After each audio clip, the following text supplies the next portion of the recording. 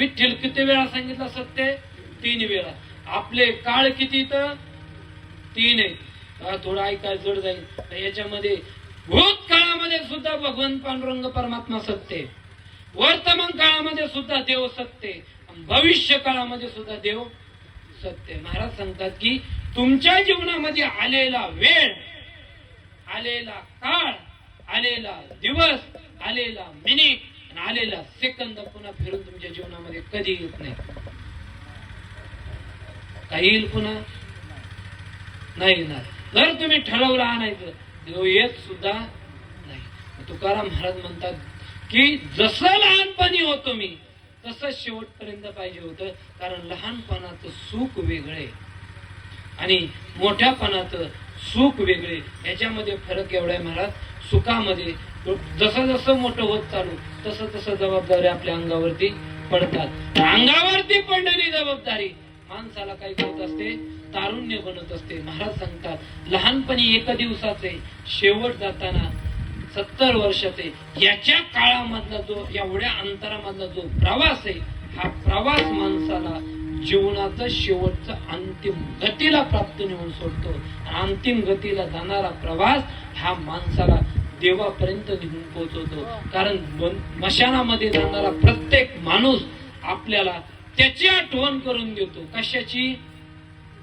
त्या जागेची. बघा सगळे आपल्या सोबत आहेत. आता इथं सोबत आपल्या सगळे, हे गावातले सगळे कोण पाहुणे रावळे सगळे आपल्या सोबत आहेत. किती दिवस सोबत आहेत? थोडे दिवस. आणि शेवट जाताना महाराज सांगतात की शेवट जाताना कोणीच आपल्या सोबत नाही. एकटं येणे आणि एकटं जाणे, एकट्यालाच फेडणे आणि एकट्यालाच भोगणे, एकट्यालाच करणे सारं. फक्त हा संसार मी मनाचा आहे.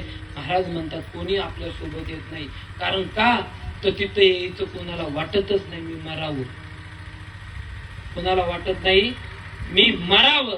कोणाला वाटत नाही मी मरावं. पण सगळ्यांना वाटत मी आणखी जगलो असतो, आणखी संसार चांगला केला असता. जाता जाताना सांगत असताना महाराज सांगतात की बाबा मशानामध्ये गेल्याच्या नंतर तो माणूस आपल्या त्या जागेची आठवण करून देतो की तुम्ही तिथं जा. तिथं गेल्याशिवाय तुम्हाला कळत नाही.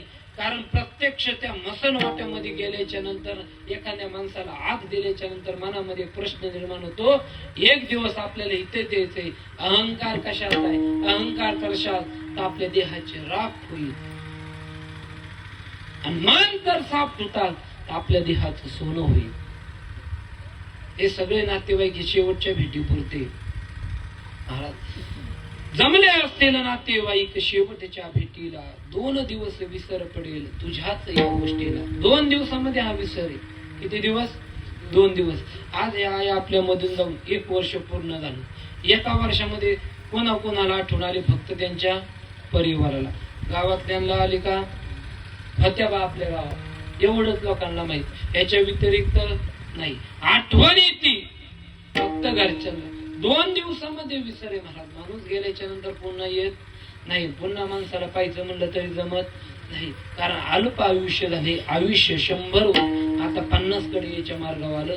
कारण 50च्या आतमध्ये किंवा 60च्या आसपासच जास्त माणसं मरायला लागली. कारण 10व्याचे वर्ष श्राद्धाची कीर्तन ह्याच्या व्हायला लागले सगळे. आणि तरी सुद्धा माणसं म्हणतात माणसाचं वय नव्हतं. आता आपल्याकडे 10व्याला कीर्तन होत नाही. आम्ही ज्या भागाला राहतो तिकडे 10व्याला कीर्तन होतं, वर्ष श्राद्धाला करत नाही. फक्त 10व्याला कीर्तन करतात. पण त्या भागामध्ये पद्धत अशी, तर आपल्या भागामध्ये पंक्तीमध्ये पाणी असो किंवा नसो माणसं जेवायला सुरू करतात. त्या भागात जोपर्यंत पंक्तीमध्ये पाणी येत नाही तोपर्यंत पंगत पूर्ण होत नाही. भागाभागाची पद्धत आहे. मग याच्यामध्ये त्यांनी सांगितलं बघा, या भागाभागाच्या पद्धतीमध्ये सांगत असताना त्यांनी सांगितलं भागाभागामध्ये सुद्धा संत वेगळे दिले. मराठवाड्यामध्ये गेल्याच्या नंतर नाथ बाबा आपल्याला दिसतात. पश्चिम महाराष्ट्रामध्ये आल्याच्या नंतर जगद्गुरु तुकोबाराय आपल्याला दिसतात. माऊली ज्ञानेश्वर महाराज आपल्याला दिसतात. पंढरपूर क्षेत्राकडे गेल्याच्या नंतर त्या ठिकाणी भगवान पांडुरंग परमात्मा आहे. आरण्य क्षेत्रामध्ये सावता महाराज आहेत. खाली सांगली, सातारा, कोल्हापूर भागामध्ये गेल्याच्या नंतर साक्षात महालक्ष्मीचं दर्शन आहे, ज्योतिबाचं दर्शन आहे. मुंबई साईडला गेल्याच्या नंतर सिद्धिविनायकाचं दर्शन आहे.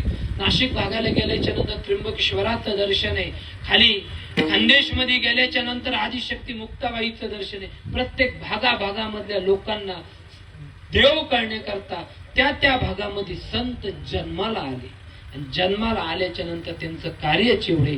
आपण सुद्धा जन्माला येतो, पण आपलं कार्य आपण सिद्धीला प्राप्त नेत नाही. महाराज म्हणतात, जर सिद्धीला कार्य प्राप्त नेणे तर तुम्हाला त्या देवापर्यंत मन आपलं एक झालं पाहिजे. महाराज म्हणतात, हित ते करावे देवाचे चिंतन करून या मन एक होईल. जोपर्यंत मन एक होत नाही तोपर्यंत माणूस सुधरत नाही. आणि मन एक होण्याकरता आधी माणसाला मन निर्मळ करावं लागतं. मग मन निर्मळ करण्याकरता आपल्याला काय पाहिजे है ना? चित्त जैसे गंगाजळ, गंगाजळाने मन निर्मळ होईल का? चित्त निर्मळ होईल. मग मन निर्मळ होण्याकरता हरिनाम रूपी साधना आपल्याला सांगितले. महाराज म्हणतात, सोपे हे साधन लाभ येतो घरा, वाचेसे उच्चारा रामकृष्ण, वारंवार तुम्ही रामकृष्ण हरी म्हणा. तुमचं मन निर्मळ आहे, मन निर्मळ आहे तर तुमचा देवाचीकडे जाण्याची वाट सुद्धा निर्मळ आहे. आज ह्या आईला जाऊन 1 वर्ष झालं. 1 वर्षापर्यंत त्यांचा प्रवास आता वरपर्यंत गेला. वर गेल्याच्या नंतर त्यांना वैकुंठाची प्राप्तता झाली. तिथं गेल्याच्या नंतर देवाचं दर्शन आहे.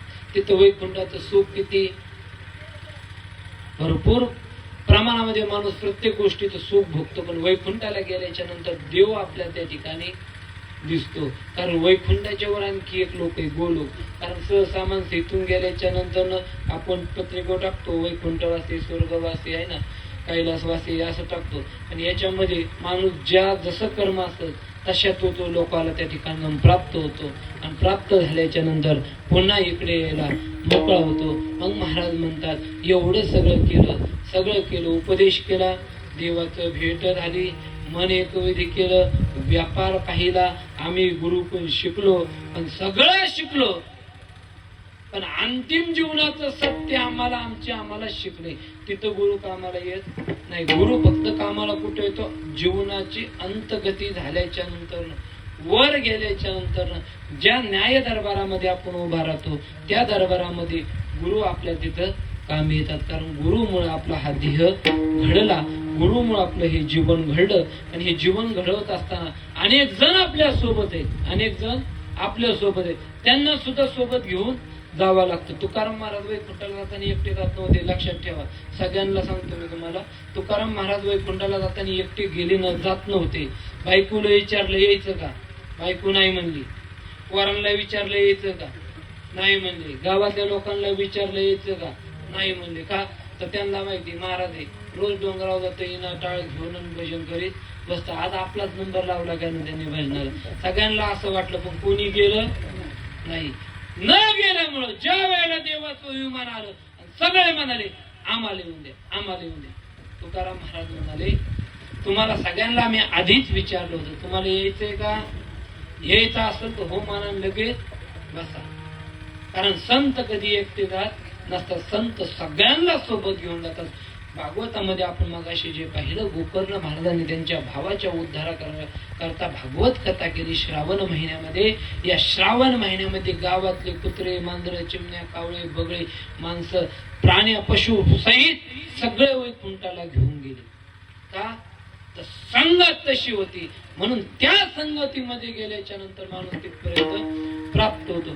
आई बापाच्या संगतीमध्ये गेल्याच्या नंतर लहानपणी मुलगा तिथं बोलायला शिकतो, चालायला शिकतो.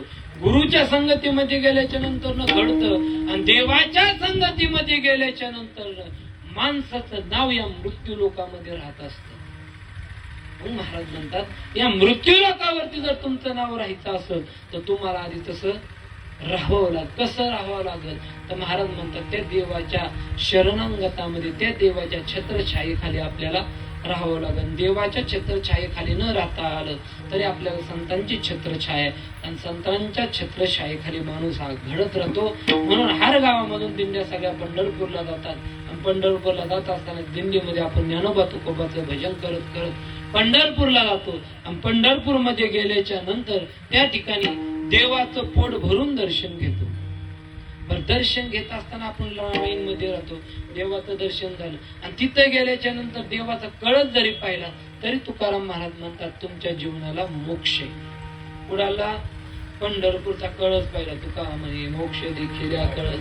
जोपर्यंत कळस बघतो तोपर्यंत आपल्याला मोक्ष प्राप्त होतो. मोक्ष प्राप्त झालं म्हणजे देव प्राप्त आपल्याला झाला आणि वैकुंठाला आपण जायला मोकळे झालो.